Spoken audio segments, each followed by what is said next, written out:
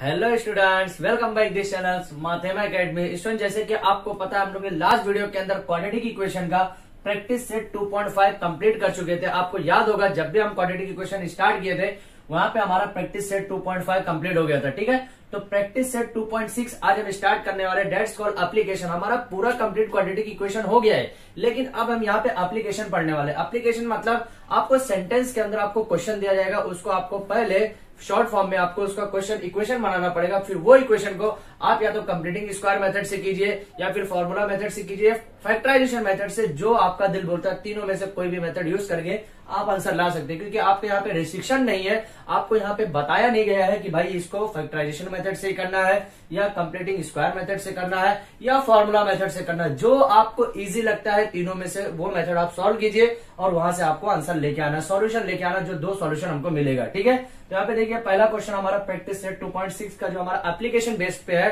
Quadratic equation का। क्या है पहला question? The product of Pragati's age, मतलब प्रगति कोई एक लड़की है, उसका एज क्या है? इज 2, मतलब उसका जो भी एज होगा, फॉर एग्जाम्पल कोई भी एज होगा, उसका प्रोडक्ट 2 है। 2 years ago एंड 3 years, मतलब 2 years ago है और 3 years आगे है। ठीक है, हेंस इज न्यूमेरिकली 84, मतलब 2 year जो उसका एज भी कोई भी कंसिडर करेंगे, उसका एक एज होगा वो -2 है। -2 मतलब एगो की बात किया, 2 years एगो की बात किया। यहाँ पे ध्यान से देखिए, 2 years एगो की बात किया। ठीक है, एंड 3 years, यहाँ पे 2 years एगो क्या, मतलब 3 years आगे की बात करा। ठीक है, हेंस इज न्यूमेरिकली 84, मतलब उसके न्यूमेरिकली इक्वल टू जो है 84 है। क्वेश्चन से आपको पढ़ने आना चाहिए। क्वेश्चन से अगर आप डेटा निकाल सकते हैं एक बार तो आंसर ऑटोमेटिक 50% कंप्लीट हो जाता है आपका। ठीक है, वहां पे क्या बोला उसके बाद? फाइंड हर प्रेजेंट एज, मतलब क्या बोल रहा है कि प्रगति जो है, लड़की जो है प्रगति, उसका प्रेजेंट एज, उसका मतलब जो वर्तमान काल का जो उसका एज है, जो उसकी उम्र है, वो कितनी है पता लगाने का आपको। ठीक है, तो यहाँ पे फॉर एग्जाम्पल यहाँ पे मैं कंसिडर कर ले रहा हूँ, क्या कंसिडर कर रहा हूँ? Let the Pragati present age क्या है? प्रेजेंट एज मान लीजिए उसका कितना है? एक्स है। ओके, मैं यहाँ पे एक्स कंसिडर कर रहा हूँ, क्योंकि हमेशा आपको एक्स ही कंसिडर करने का। एक्स कीजिए, कुछ भी कीजिए, लेकिन आपको कंसिडर करना ही पड़ेगा कोई। ठीक है, अब यहाँ पे क्या करेंगे कि हर एज, हर मतलब हर किसके लिए यूज किया जाता है? लड़की के लिए। हिज रहता है तो मतलब लड़का रहता है तो हिज यूज किया जाता है। ठीक है, हर एज इज 2 years एगो। क्या था? 2 years एगो इज क्या था? 2 years एगो क्या था? x-2 था। बरोबर, यही था, x-2 था। और क्या बोला यहाँ पे? एंड यहाँ पे क्या बोलेगा? हेंस, एंड यहाँ पे लिखना पड़ेगा आपको, एंड 3 years एंड 3 years की बात क्या, मतलब क्या बात किया? x+3 की बात किया। क्या बात किया यहाँ पे? 2 years एगो बोला है तो वहां पे मतलब x-2 बोला है, और 3 years मतलब कुछ भी नहीं बोला है तो x+3 ही रहने वाला। अगर 2 years एगो है तो 3 years बिफोर, 2 years से 3 years क्या रहेगा? आफ्टर रहने वाला है। ठीक है, यहाँ पे हो गया। अब क्या बोलो? न्यूमेरिकली इक्वल, तो यहाँ पे क्या लिखेंगे? हेंस इज न्यूमेरिकली इक्वल बोला है। कितना बोला है? Numerically equal. न्यूमेरिकली क्या बोला? इक्वल। अब इक्वल नहीं बोला, न्यूमेरिकली बोला, मतलब वो इक्वल टू की बात किया। कितना बात किया? 84। अब यहाँ पे देखिए, गिवन दी कंडीशन के हिसाब से क्या है? गिवन दी कंडीशन, कंडीशन के हिसाब से क्या, ध्यान दीजिए, गिवन दी कंडीशन के हिसाब से क्या बात किया है कि प्रोडक्ट करने का, प्रगति का एज जो 2 years एगो है, 2 years एगो कितना है? x-2 है। कितना है? x-2। प्रोडक्ट की बात किया है, माइनस प्रोडक्ट की बात किया है। ओके, यहाँ पे फिर कितना किया है? 3 years। 3 years क्या बात किया है? x+3 की बात किया है। कितना किया? x+3, न्यूमेरिकली इक्वल टू कितना है? 84 है। ये हमारा इक्वेशन बन गया। अब देखिए, यही हमारा सबसे इंपॉर्टेंट था, मतलब आपको निकालना क्या? x की वैल्यू निकालना है। अब ये दोनों के बीच में प्रोडक्ट है तो ये आपको डायरेक्टली मालूम है। क्या मालूम है? कि हमारा पहला वाला जो फॉर्म रहेगा, इससे मल्टीप्लाई एक बार होगा, फिर ये पहला वाला दूसरे से मल्टीप्लाई होगा, बरोबर, फिर दूसरा वाला पहले से मल्टीप्लाई होगा, फिर दूसरा वाला दूसरे से मल्टीप्लाई होगा। ये हम लोग मेथड पढ़ चुके हैं। ठीक है, तो हमारा मेथड जरा ध्यान दीजिए, x का x से स्क्वायर में क्या हो गया? स्क्वायर हो गया। ठीक है, प्लस 3x हो गया, क्योंकि 3 से भी मल्टीप्लाई हुआ, माइनस 2x हो गया, प्लस होगा कि माइनस होगा? माइनस होगा, -6 इज इक्वल टू 84। ये कैसे किए? स्टार्ट के वीडियो को देखिए मेरे, जो 10 का हम लोग ने स्टार्ट के वीडियो एकदम बेसिक पढ़ा है, उसमें सब मैंने बताया आपको कि कैसे आपको प्रोडक्ट करने का, किसी दो फंक्शन के ब्रैकेट का जो दो फंक्शन है उसके बीच में आपको प्रोडक्ट कैसे करना, मल्टीप्लाई कैसे करना है, वो मैंने आपको स्टार्ट में बताया। ठीक है, वो बेसिक देखेंगे तो ये वीडियो आपको 100% समझ में आएगा, ये टॉपिक कि इसमें यहाँ पे कैसे हुआ है। ठीक है, अभी क्या करेंगे? यहाँ पे x² प्लस x -6, ये -6 जो है इसको मैं क्या कर रहा हूं, इक्वल टू 84 और 6 कितना हो गया, 90 हो गया, बरोबर, यही आया। अभी इसको मैं और कैसा कर सकता हूं, x² plus x minus 90 is equal to 0। अब ये x कैसे आया, +3x था, -2x में से गया तो ओनली x बचा। यहाँ पे -6 था, इधर प्लस हो गया, 84 और 6 कितना हो गया, 90 प्लस था, लेफ्ट साइड में गया क्या हो गया, माइनस हो गया, -90। अब ये देखिए, इस क्वेश्चन को आप न्यूमेरिकल मेथड से कीजिए, न्यूमेरिकल मतलब फॉर्मूला मेथड से कीजिए, फैक्टराइजेशन मेथड से कीजिए, या फिर स्क्वायर कंप्लीट स्क्वायर मेथड से कीजिए। आपको जो दिल बोल रहा है, जो इजी लगता है वो मेथड से करना है, लेकिन कंप्लीटिंग स्क्वायर मेथड से नहीं होगा। क्यों? क्योंकि कंप्लीटिंग स्क्वायर मेथड से आने के लिए आपको डिवाइड में होना मस्ट था, डिवाइड में आना ही चाहिए, 1/x जैसा था वैसा आपको सब्स्टिट्यूट करना पड़ता था, ठीक है। यहाँ पे मान लीजिए हम लोग यहाँ पे फैक्टराइजेशन मेथड से करेंगे। अब करना क्या, देखिए x² in case x² plus 3x minus 2x minus 90 is equal to 0, यही आने वाला है। अब कैसे हुआ ये हुआ कैसे, आपको करना क्या रहता है, ये +3x का है तो ये 3 और ये 2 को मैंने डिस्ट्रीब्यूट किया, या फिर अगर 3x 2x का करेंगे, लेकिन अगर याद कीजिए फैक्टराइजेशन फॉर्मूले में मैंने क्या बताया था कि ये जो दो का प्रोडक्ट आना चाहिए 90, तो 3 2 जा 6 आ रहा है, 90 आ रहा है क्या, नहीं आ रहा है, मतलब ये जो रूल फॉलो कर रहे हैं हमारा रॉन्ग है, ठीक है। तो अब करना क्या, देखिए स्टेप ध्यान रखिए, आपको करना क्या है कि x² plus 10x minus 9x minus 90 is equal to 0, ठीक है, याद कीजिए। अभी देखिए यहाँ पे क्या है, -90 ऊपर आएगा, नीचे क्या है +1, अगर आया +1 बोले तो x दैट इज कॉल्ड +1, तो यहाँ पे कितना करूंगा 10 9 जा 90 और यहाँ पे कितना किया माइनस, तो 10 में से 1 गया तो माइनस हो गया। इससे क्या पता चला कि ऊपर माइनस नीचे प्लस रहेगा तो प्लस माइनस रहेगा। ये फॉर्मूला मैंने बताया था, 4 टाइप का फॉर्मूला बताया था। क्या बताया था कि ऊपर प्लस नीचे प्लस रहेगा तो दोनों में प्लस रहेगा, ऊपर प्लस नीचे माइनस रहेगा तो दोनों में माइनस रहेगा, ऊपर माइनस नीचे माइनस रहेगा तो दोनों में प्लस माइनस रहेगा, ऊपर माइनस नीचे प्लस रहेगा तो दोनों में प्लस माइनस रहेगा। ये 4 टाइप का फॉर्मूला मैंने बताया था स्टार्ट के वीडियो के क्वाड्रेटिक इक्वेशन में ही, ठीक है। फैक्टराइजेशन फॉर्मूला जो हम लोग करते तभी बताया था, ठीक है, वही फॉर्मूला यहाँ पे यूज किया है। अब यहाँ पे x कॉमन लिया मैंने, क्या बचा, ओनली x प्लस 10 बचा, बरोबर। यहां से भी 2 फैक्टर से कॉमन लूंगा, क्या हो जाएगा, -9 कॉमन लिया, क्या बचा, x प्लस 10 हो गया। अब ये x प्लस 10 कैसे हो, पूछेंगे सर यहाँ तो माइनस कॉमन लिया तो कैसा हुआ। देखिए भाई, माइनस जब कॉमन लेंगे ना तो ये माइनस में बाहर निकलेगा, ठीक है। अब ये ब्रैकेट अगर मैं हटाता हूं तो ये माइनस और प्लस माइनस मिलकर क्या हो गया, माइनस हो जाएगा। समझ में आया, ये फैक्टर आपको समझना जरूरी है। अब क्या होगा, 2 ब्रैकेट सेम है, ये भी बताया था कि मैंने दोनों ब्रैकेट सेम आने ही चाहिए। 2 ब्रैकेट सेम है, चलिए उसको मैं एक ही बार लिखूंगा, ओके। ब्रैकेट कैसा भी लगाइए चलेगा, कोई तकलीफ नहीं है। इंटू क्या हो जाएगा, x minus 9 is equal to 0 हो जाएगा, बराबर। अब क्या यहाँ पे देखिए, x plus 10 is equal to 0, दूसरा क्या हो जाएगा, x minus 9 is equal to 0, तो x minus x is equal to -10, और यहाँ पे दूसरा क्या आएगा, और लगा के मैं लिखूंगा तो x इज इक्वल टू कितना आ जाएगा, 9 आ जाएगा, बरोबर। अब देखिए x is equal to -10 is not is equal to -10, sorry ऐसा कैसे लिख सकते हैं, इसको और कैसा लिख सकते हैं, देखिए -10। अब देखिए यहाँ पे क्या लिखूंगा, x is equal to -10 is not acceptable. Not acceptable क्यों लिखा मैंने, जरा ध्यान दीजिए। एज जो रहती है, उम्र जिसको हम लोग बोलते हैं, एज कभी भी माइनस में नहीं रहता, तो यहाँ पे क्या लिखूंगा, x not is equal to -10, तो मतलब क्या पता चला, हमारा फाइनल आंसर क्या है, x इज इक्वल टू 9 है। तो x इज इक्वल टू 9, तो इसका मतलब प्रगति का जो एज है वो कितना है, 9 है। तो यहाँ पे हम लोग क्या लिखेंगे, देयरफॉर द प्रगति एज, प्रगति का प्रेजेंट एज लिखने का आपको, द प्रगति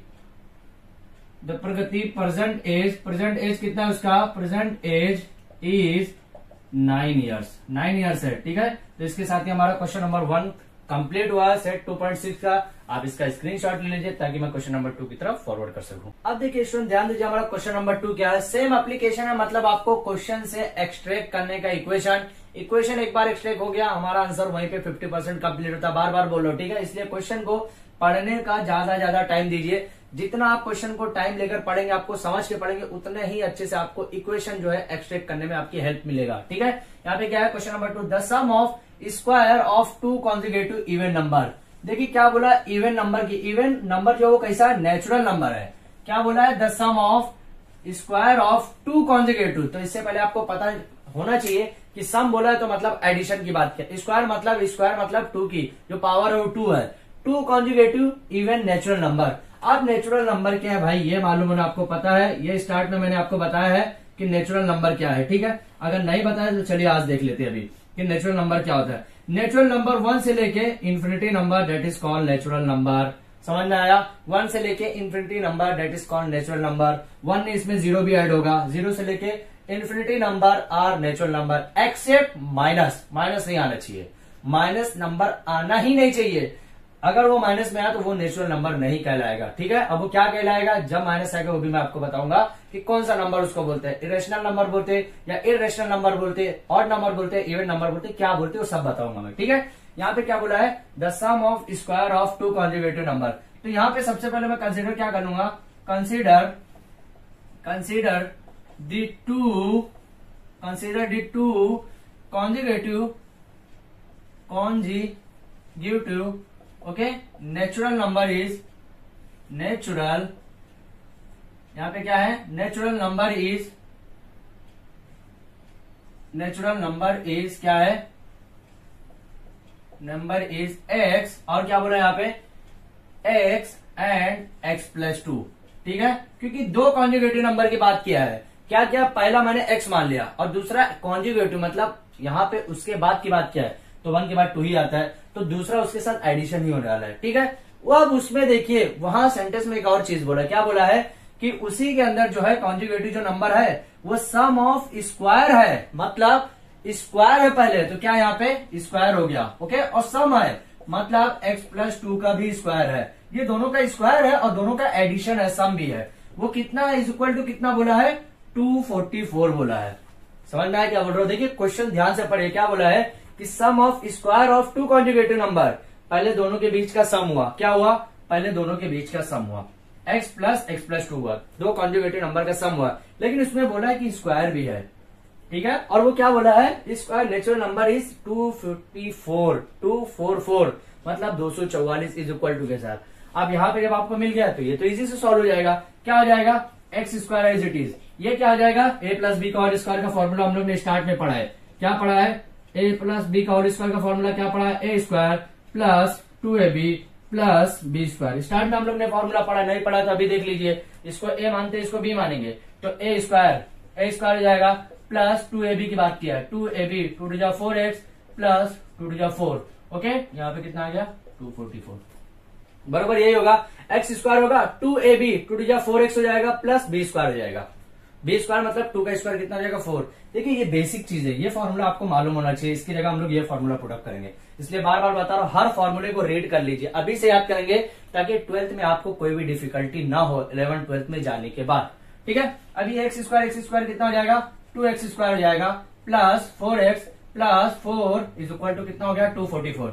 यहां से 2 दोनों में से तीनों में से कॉमन लूंगा, क्या बचेगा only x square plus 2x plus 2 is equal to 244 हुआ, बरोबर यही बचा। अब ये 2 डिवाइड में आएगा, 2 डिवाइड में आने के बाद यहाँ पे कैंसिलेशन होगा, क्या होगा 2x प्लस 2, ये कितना हो जाएगा 12, 2 हो जाएगा 122 ही बचेगा ना। अब देखिए ये 2 प्लस में है, राइट साइड में जाएगा क्या होगा माइनस होगा, क्या बचेगा remaining parts, x square plus 2x minus कितना हो जाएगा 120 इज इक्वल टू 0। देखिए मैंने यहाँ पे 2 स्टेप कट कर दिया, कैसे, प्लस 2 था राइट साइड में जाता माइनस होता, 122 में से 2 जाता कितना बचता 120, तो वो फिर लेफ्ट साइड में जाता तो कितना हो जाता 120। समझ में आया कितना हो जाता 120 हो जाता। अब देखिए यहाँ पे 120 है, अब इसको कुछ ऐसा आपको मल्टीप्लाई करने का दो चीज का कि प्लस माइनस करने के बाद 2 आ जाए और मल्टीप्लाई करने के बाद 120 आए माइनस में। कैसा, ध्यान दीजिए कैसे होगा, x square plus 12x minus 10x minus 120 is equal to 0। Factorisation formula जरा याद कीजिए, फॉर्मूला हम लोग ने पढ़ा था, क्या पढ़ा था, ध्यान से देखिए। अब ये कैसे किया मैंने, ध्यान से देखिए, माइनस 120 था, नीचे क्या लाना था 2 लाना था, किस में लाना था प्लस में लाना था, ऊपर माइनस है नीचे प्लस है, तो मतलब क्या एक साइड प्लस आएगा एक साइड माइनस आएगा। तो अगर मैं 12 दाएं 120 करता हूं तो मल्टीप्लाई करूंगा तो 12 दाएं 120 माइनस में आएगा और प्लस माइनस करूंगा 12 में से 10 जाएगा तो 2 बचेगा प्लस के साथ। यही करना है आपको according to factorisation formula. Formula के बेसिस पे मैंने 4 फॉर्मूला आपको बताया है, ऊपर प्लस नीचे प्लस तो दोनों साइड में प्लस, ऊपर माइनस नीचे माइनस तो दोनों साइड में प्लस माइनस, ऊपर प्लस नीचे माइनस तो दोनों साइड में माइनस, ऊपर माइनस नीचे प्लस तो दोनों साइड में प्लस माइनस। कोई भी कंडीशन में हो सकता है, प्लस इधर भी हो सकता है इधर भी हो सकता है, या फिर प्लस इधर भी हो सकता है इधर भी हो सकता है, अकॉर्डिंग टू सिचुएशन के हिसाब से। ठीक है, अब यहाँ पे सॉल्व करना है आपको, क्या आ जाएगा, x कॉमन लिया मैंने, x कॉमन लिया, क्या बचा ओनली, जब x कॉमन लिया तो क्या बचा, x प्लस 12 बचा, बरोबर। अब x प्लस 12 बचा तो यहाँ पे ब्रैकेट में भी x प्लस 12 ही आना चाहिए, तो यहाँ पे कितना आ जाएगा माइनस, अगर मैं 10 कॉमन ले लू, अगर मैं -10 कॉमन लेता हूं तो क्या हो जाएगा, x प्लस 12 बचेगा यहाँ पे भी इज इक्वल टू 0। समझ में आया, x प्लस 12 ही बचेगा। कैसे, देखिए 120 में अगर मैं 10 से डिवाइड करूंगा तो कितना बचेगा, ओनली 12 बचेगा। सेम यही केस है, कुछ भी चेंजेस नहीं है, ठीक है। अब x प्लस 12 दो जगह है तो इसको एक ही बार लिखने का आपको, x प्लस 12 इंटू यहाँ पे x माइनस 10 है, ऐसा है तो इसको एक ब्रैकेट में बना के लिखने का है, x minus 10 is equal to 0, बरोबर। अब यहाँ पे देखिए दो ब्रैकेट है तो इसको मैं कैसे लिखूंगा, x plus 12 is equal to 0, और करके मैं दूसरा क्या लिखूंगा, x minus 10 is equal to 0, यही करके लिखूंगा। अब देखिए यहाँ पे क्या हो गया, x is equal two plus 12 है, राइट साइड में जाएगा -12 हो जाएगा, और x इज इक्वल टू -10 है, राइट साइड में जाएगा क्या होगा, +10 हो जाएगा, बरोबर। यहाँ पे हमको 2 नंबर मिला। अब मैंने स्टार्ट में एक चीज बोला था, क्या बोला था, negative numbers are not called the natural number. मतलब क्या पता चला कि ये हमारा नेचुरल नंबर कंसीडर नहीं होगा। तो यहाँ पे आपको एक सेंटेंस लिखना पड़ेगा, क्या लिखना पड़ेगा, negative number is never say to natural number. क्या बोल रहा हूं मैं, यहाँ पे क्या लिखा मैंने सेंटेंस में कि नेगेटिव नंबर को कभी भी नेचुरल नंबर नहीं कहा जा सकता है, नहीं कह सकते हैं, ओके, नेचुरल नंबर। तो मतलब क्या पता चला आपको यहाँ पे, x not is equal to -12, ये हमको एक्सेप्ट ही नहीं करना है। तो हमारा फिर आंसर क्या आया, आंसर हमारा आया x इज इक्वल टू 10। मतलब हमको जो दो कॉन्जुगेटिव नेचुरल नंबर था, पहला आंसर 10 आएगा, दूसरा आंसर 12 आएगा। 12 कैसे आया, क्योंकि 10 प्लस 2 दैट इज कॉल्ड 12। तो यहाँ पे आप फाइनल आंसर क्या लिखेंगे, देयरफॉर द टू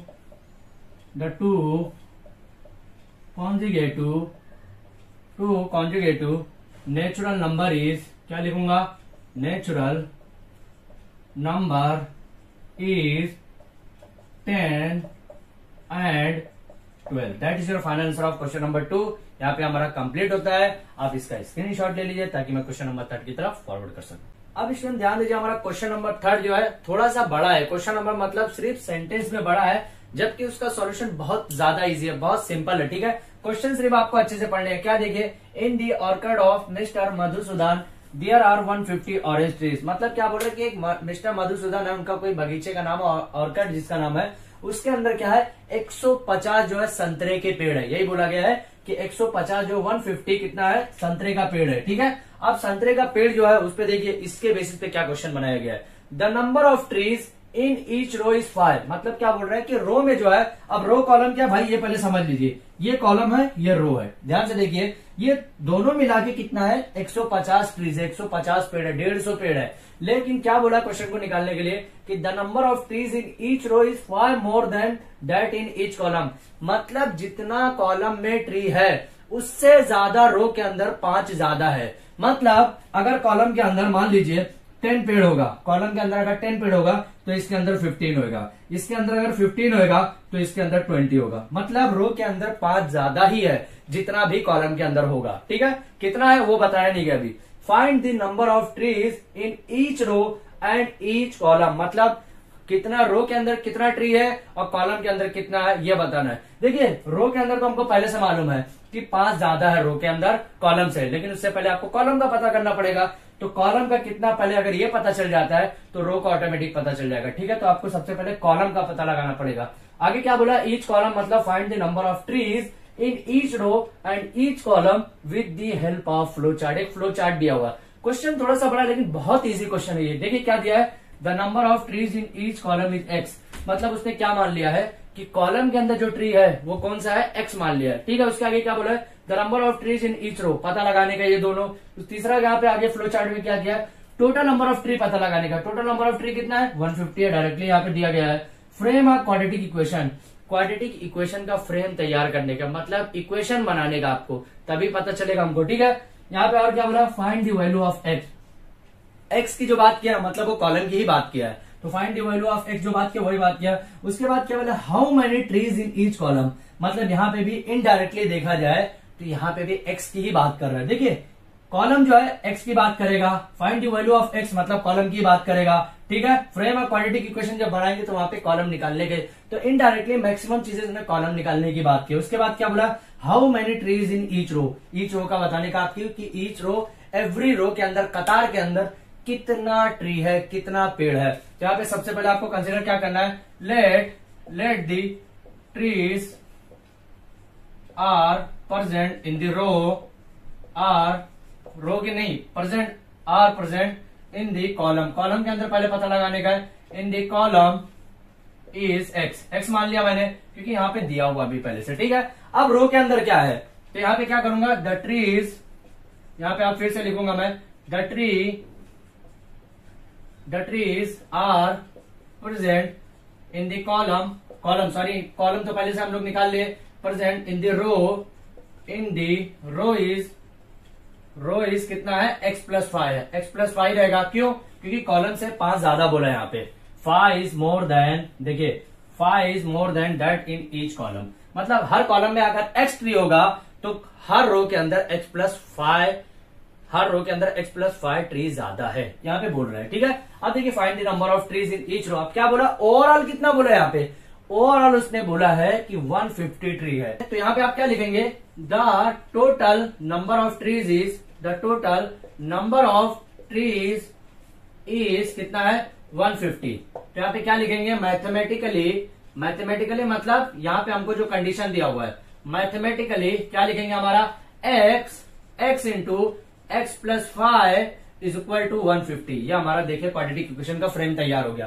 कौन सा वाला, यहाँ पे जो हमारा बोल रहा था, ठीक है। अब ये दिया है तो इसके आगे का स्टेप कैसे करेंगे, ध्यान से देखिए, इसका दोनों का स्क्वायर करेंगे, यहाँ पे x square plus 5x is equal to 150, is equal to 150 लिखने के बजाय मैं माइनस 150 इज इक्वल टू 0 करूंगा, चलेगा, क्योंकि देखिए 150 जो लेफ्ट हैंड साइड में जाना ही था। अब इसका फैक्टराइजेशन फॉर्मूले से तैयार कीजिए, कैसा होगा, ध्यान से देखिए कैसा होगा, एक्स स्क्वायर, अब 150 कैसा बनेगा, ध्यान से देखिए 150 बनेगा कैसे, x square plus 15x minus 10x minus 150 is equal to 0 होगा, कैसे, 15 दाहियम 150, जो हम लोग टेबल पढ़ते पहाड़ा पढ़ते 15 दाहियम 150 पढ़ते हैं, बरोबर, प्लस माइनस करने के बाद 5 आ रहा है, 15 में से 10 जाएगा, 5 बचेगा, यही पढ़ते हम लोग, चाहे जैसा टेबल पढ़े। इंग्लिश मीडियम वाले क्या पढ़ते हैं, 15 10 जा 150, हिंदी मीडियम वाले, उर्दू मीडियम वाले क्या पढ़ते हैं, 15 दाहियम 150, यही पढ़ते भाई, कोई भी फर्क नहीं है, इंग्लिश का, हिंदी का, उर्दू का, सबका मैथ सेम है, 15 इसे लिखा जाता है, उर्दू में भी मतलब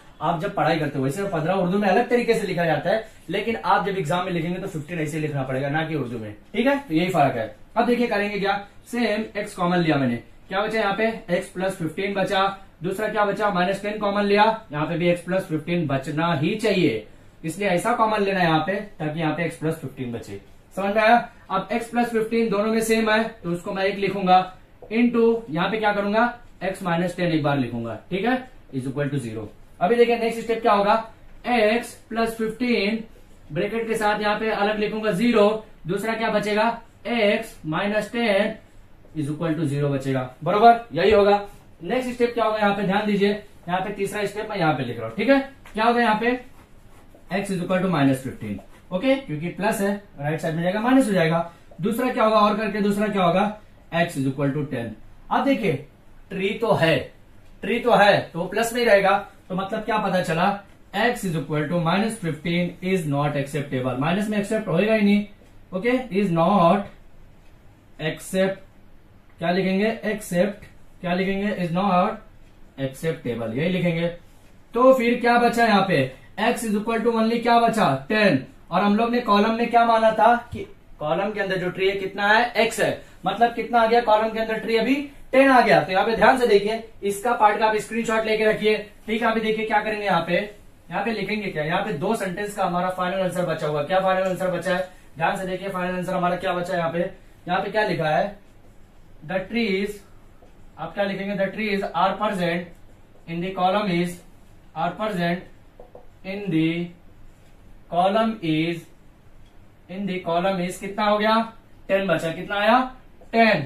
और यहां पे क्या लिखेंगे, therefore the trees are also present in the row. अब रो के अंदर की बात करेगा, प्रेजेंट इन द रो, 5 ज्यादा है, present in the row, column से 5 ज्यादा, मतलब 10 प्लस 5 कितना होगा 15, बरोबर यही है। ठीक है, समझ में आया, मतलब 10 कॉलम में 10 है और रो में कितना 15। तो यहाँ पे आपको लिखना कितना है, x इज इक्वल टू यहाँ पे लिखेंगे आप 10, ठीक है, रो के अंदर कितना लिखेंगे 15, ऐसा आप फ्लो चार्ट बना देंगे। टोटल नंबर ऑफ ट्रीज कितना है 150।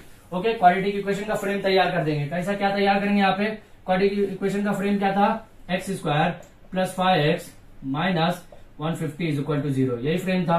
x की वैल्यू क्या आ गई यहाँ पे 10, तभी तो आई। यहाँ पे how many trees are each column, each column के अंदर कितना ट्री हुआ 10, तो रो के अंदर कितना हुआ 15। ये हमारा फाइनल आंसर हो गया। इसके साथ ही हमारा क्वेश्चन नंबर 3 कंप्लीट हो गया। आप इसका स्क्रीनशॉट ले लीजिए ताकि हम लोग क्वेश्चन नंबर 4 की तरफ फॉरवर्ड कर सके। अब इसमें ध्यान दीजिए, हमारा क्वेश्चन नंबर 3 भी कंप्लीट हो, अभी हम लोग क्वेश्चन नंबर 4 की तरफ जाएंगे। यहाँ पे भी एज का कॉन्सेप्ट है, जैसे हमारा क्वेश्चन नंबर 1 प्रगति एज का था, यहाँ पे 2 भाइयों का कॉन्सेप्ट है। ठीक है, यहाँ पे क्या बोला है कि विवेक इज 5 years ओल्डर देन किशोर। किसका कितना बोल रहा है कि ओल्डर। अब ओल्डर और यंगर में आपको फर्क पता होना चाहिए कि ओल्डर मतलब बड़ा होता है कि छोटा होता है, ये मालूम होना चाहिए, क्योंकि बड़ा रहेगा तो प्लस में आएगा, छोटा रहेगा तो माइनस में आएगा, ये मालूम होना बहुत मस्ट है। ठीक है, विवेक इज 5 years ओल्डर देन किशोर, मतलब किशोर की जितनी भी एज है उससे 5 साल विवेक बड़ा है। मतलब मान लीजिए अगर किशोर की एज x है तो किशोर विवेक की, मान लीजिए किशोर की एज x है तो विवेक की एज कितना हो गया x प्लस 5 साल बड़ा है। ठीक है, आगे के सेंटेंस में क्या बोला ध्यान दीजिए, द सम ऑफ मल्टीप्लीसेटिव इनवर्सेस, उसको ब्रैकेट में क्या बोलते हैं reciprocals of their ages is 1/6। अब देखिए मल्टीप्लीसेटिव इनवर्सेस थोड़ा सा कॉन्सेप्ट समझना मुश्किल है, क्योंकि ये 11th-12th में आपको ट्रिग्नोमेट्रिक फंक्शन का इनवर्स का जो फंक्शन आता है वहां पे समझना पड़ेगा, लेकिन आपको अभी समझ में नहीं आएगा कि इनवर्स फंक्शन है क्या। तो यहाँ पे रेसिप्रोकल, अब रेसिप्रोकल भी अगर नहीं समझ रहे ना तो देखिए इसका आप एग्जाम्पल लीजिए। ये रेसिप्रोकल की बात करूंगा, ये अभी ऊपर है, जब रेसिप्रोकल लूंगा तो ये नीचे आ जाएगा। समझ में आया क्या बात कर रहा हूं, ये अभी ऊपर है, रेसिप्रोकल की जब मैं बात करूंगा तो ये नीचे जाएगा, नीचे वाला ऊपर आएगा, ऊपर वाला नीचे आएगा, दैट्स कॉल्ड रेसिप्रोकल। अगर इंसान की बात करूं मैं तो रेसिप्रोकल अगर इंसान को किया जाए तो सर नीचे जाएगा, पैर ऊपर जाएगा, इसी को ये रेसिप्रोकल बोला जाता है। ठीक है, यहाँ पे और क्या बात किया है कि उसका इक्वल एज कितना रहेगा 1/6 रहेगा। क्या बोला, फाइंड देयर प्रेजेंट एज, मतलब क्या है कि दोनों का प्रेजेंट एज, करंट में उसका एज क्या है ये पता लगाने का है। तो हम सबसे पहले कंसिडर कर ले रहे हैं कि let the age of the Kishore, age of the Kishore is कितना है, किशोर के एज कितना है, किशोर इज x मान लिया। ठीक है, तो अभी यहां पे क्या होगा, the age of the Vivek is, Vivek का कितना होगा 5 ज्यादा है, मतलब x प्लस 5 होगा। समझ में आया, x प्लस 5 होगा। अब उसके आगे कॉन्सेप्ट दिया कि द सम ऑफ, मतलब सम करने का है, इन लोग का जो एज है उसको पहले रेसिप्रोकल करने का, फिर उसके बाद सम करने का। इसका एज कितना है x है, मतलब कितना दिया हुआ है x डिवाइड बाय 1 दिया, तो रेसिप्रोकल करेंगे तो कितना हो जाएगा 1/x हो जाएगा, बराबर। यहाँ पे कितना दिया हुआ है x plus 5 is equal divide by 1 है। अब इसका रेसिप्रोकल मतलब क्या, नीचे का ऊपर, ऊपर का नीचे, तो 1 डिवाइड बाय x प्लस 5 हो जाएगा। यही क्वेश्चन है, कुछ भी है, ऐसा हार्ड नहीं है, इजी है सब। ठीक है, तो यहाँ पे क्या लिखेंगे हम लोग, द सम ऑफ, यहाँ पे क्या लिखेंगे, the sum of reciprocal, directly यही लिखूंगा मैं, मल्टीप्लिसिटी नहीं लिखूंगा, the sum of reciprocal of their ages is 1/6 लिखूंगा। अब सम ऑफ की जब बात किया है तो 1/x plus 1/x plus 5 is equal to कितना लिखूंगा 1/6। ये हमारा क्वाड्रेटिक इक्वेशन का फ्रेम बन रहा है। देखिए क्वाड्रेटिक इक्वेशन कब कहलाएगा, जब वो स्क्वायर में आएगा, x स्क्वायर में क्रॉस मल्टीप्लीकेशन कीजिए, x प्लस 5 हो जाएगा plus x divided by x plus 5 is equal to 1/6। यही फॉर्म हमारा तैयार हुआ है, बरोबर। अभी देखिए क्या करेंगे, x कितना हो जाएगा 2x हो जाएगा, 2x प्लस 5 और क्या हो जाएगा, इसका स्क्वायर करेंगे, कैसा हो जाएगा x square plus 5x is equal to 1/6, यही रेडी होगा। अब ये सिर्फ डिवाइड में है, लेफ्ट साइड में जाएगा क्या हो जाएगा मल्टीप्लाई। स्टार्ट में मैंने आपको बताया है कि मल्टीप्लाई रहेगा तो डिवाइड, डिवाइड रहेगा तो multiply, left to right, right to left, यही जब कॉम्बिनेशन है। और प्लस से माइनस, माइनस से प्लस, अगर लेफ्ट टू राइट जा रहा है तो या राइट टू लेफ्ट आ रहा है। ठीक है, ये डिवाइड में है, लेफ्ट साइड में जाएगा क्या हो जाएगा मल्टीप्लाई, तो 2x प्लस 5 के साथ 6 मल्टीप्लाई में आएगा, बरोबर, इज इक्वल टू, ये डिवाइड में है, राइट साइड में जाएगा क्या हो जाएगा multiply x square plus 5x, यही होने वाला है, बरोबर। ये 6 दोनों के साथ मल्टीप्लाई होगा तो कैसा दिखेगा, अभी देखिए कैसा हो जाएगा, 6 2 जा 12, 12x हो जाएगा प्लस 6 5 जा 30। ओके, 1 के साथ मल्टीप्लाई होगा तो सेम आएगा, कुछ भी चेंजेस नहीं है, x square plus 5x। Okay, अभी क्या करेंगे, x स्क्वायर अपनी जगह पे रखा मैंने, एक्स स्क्वायर अपनी जगह पे रखा है, 5x भी अपनी जगह पे रखा है। 12x प्लस में है, राइट साइड में जाएगा क्या हो जाएगा, माइनस हो जाएगा। प्लस 30 प्लस में है लेफ्ट साइड में, राइट साइड में जाएगा क्या हो जाएगा, माइनस हो जाएगा। तो फिर लेफ्ट साइड में बचा क्या, 0। वही लेफ्ट साइड का मैंने राइट साइड में कंसीडर किया हुआ है। समझ में आया, चलेगा, कोई तकलीफ नहीं है, एकदम इजी क्वेश्चन है, ध्यान से बार बार समझ के कीजिए, ठीक है। एक्स स्क्वायर, अब ये 12 में से 5 जाएगा कितना बचेगा, 7x बचेगा, माइनस 30 इज इक्वल टू 0।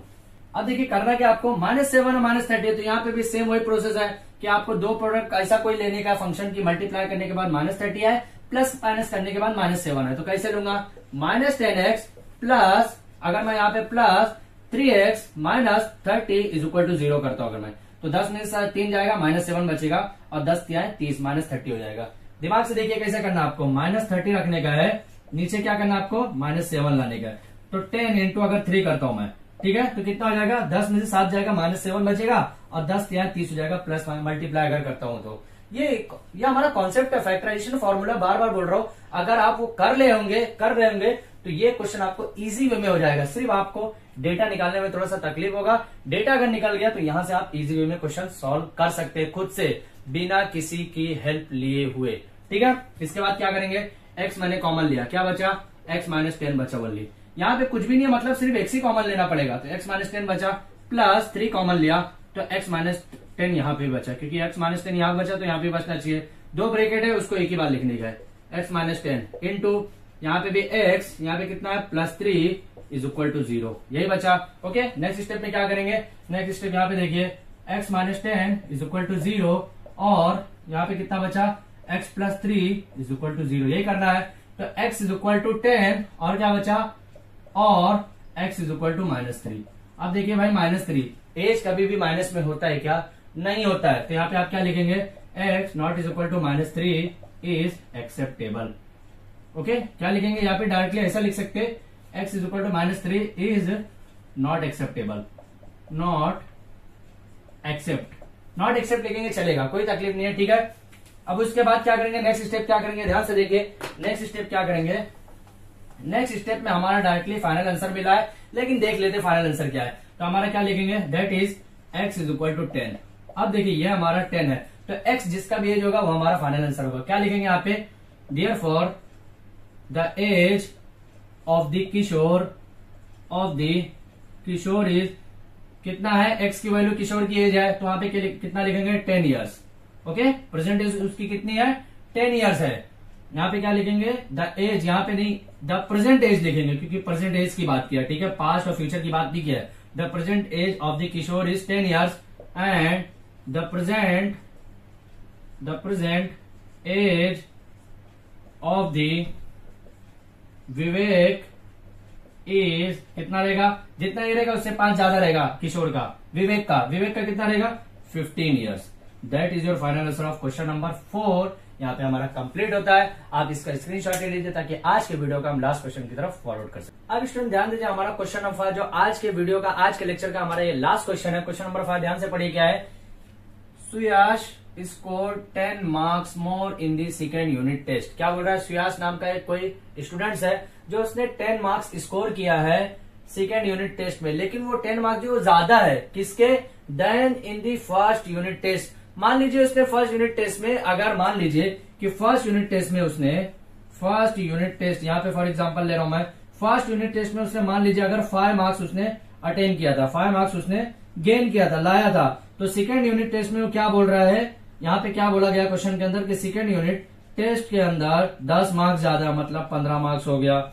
लेकिन सवाल यह है कि पहले यूनिट टेस्ट का मार्क्स क्या है, वही तो हमको निकालने का है कि पहले यूनिट टेस्ट का मार्क्स क्या है। उसने तो डायरेक्टली क्वेश्चन के अंदर तो ये बोल दिया कि सुयास ने जो है वो सेकेंड यूनिट टेस्ट का जो मार्क्स है वो 10 ज्यादा है as compare to first unit test. लेकिन भाई फर्स्ट यूनिट टेस्ट का मार्क्स क्या है वो पहले पता लगाना पड़ेगा, ठीक है। अब उसके आगे देखते हैं, 5 times the marks in the second unit test. Second unit test का जो मार्क्स है कितना है, जो first unit test plus 10, first unit test plus 10, क्योंकि फर्स्ट यूनिट टेस्ट का मालूम नहीं है तो उसका हम लोग 10 ऐड किए, ठीक है। तो उसका मल्टीप्लाई 5 से करना, क्योंकि 5 टाइम्स बोला है उसने, 5 गुना कुछ बोला है, वो क्या बोल रहा है, is equal to the square of the marks in the first unit test. देखिए भाई क्वेश्चन थोड़ा सा मुश्किल लग रहा है, लेकिन क्वेश्चन मुश्किल नहीं होगा कब, जब आप यहाँ पे एक एक पॉइंट आउट निकालते जाएंगे। कैसे निकालेंगे ध्यान से देखिए, आंसर नंबर 5 यहाँ पे कर रहा हूं मैं। तो सबसे पहले मैं फर्स्ट यूनिट टेस्ट का मार्क्स लिखूंगा। क्या लिखूंगा? लेट दी सुयास एक नाम है कोई स्टूडेंट्स का, ठीक है। सुयास has marks in the first unit test is क्या है? x है। कुछ भी नहीं मालूम है मतलब वो x है, मतलब कुछ भी हो सकता है, वो 1 2 3 4 समथिंग कुछ भी हो सकता है। तो वहां पे हम लोग क्या मान लें कि भाई जो पहले यूनिट टेस्ट में सुयास का जो मार्क्स है वो कितना है? x है। अभी देखिए जब x है तो यहाँ पे सुयास का जो हमारा सेकेंड यूनिट टेस्ट है, सुयास हैज मार्क्स इन दी, आपको ऐसा लिखना पड़ेगा, सेकेंड यूनिट टेस्ट इज क्या है? x प्लस 10 है। क्यों? क्योंकि भाई वो 10 टाइम ज्यादा है, 10 मार्क्स यहाँ पे बोला गया है, 10 मार्क्स मोर है सेकेंड यूनिट टेस्ट के अंदर, और यहाँ पे एज कंपेयर किया है फर्स्ट यूनिट टेस्ट से, ठीक है। उसके बाद क्या बोलेगा यहाँ पे? 5 times the marks in the second unit test. 5 यहाँ पे क्या बोला है? 5 times the marks in the second unit test, 5 times the marks in the second unit test. Okay, यही बोला है उसने। तो 5 टाइम्स द मार्क्स क्या हो गया? 5x प्लस 10, क्योंकि सेकेंड यूनिट टेस्ट का मार्क्स कितना है? x प्लस 10 है, और वो 5 टाइम्स बोला है, तो 5 इंटू x प्लस 10 की बात करेगा, बरोबर। वो क्या बोला है? इक्वल टू क्या बोला है? Square of the, equal to क्या बोला है? Square of the marks in the first unit test. तो फर्स्ट यूनिट टेस्ट का स्क्वायर क्या रहेगा? x स्क्वायर रहेगा। ये हमारा क्वाड्रेटिक की क्वेश्चन बन गया, इसी को आपको सॉल्व करने का है, ठीक है। तो यहाँ पे सॉल्व करेंगे तो क्या हो जाएगा?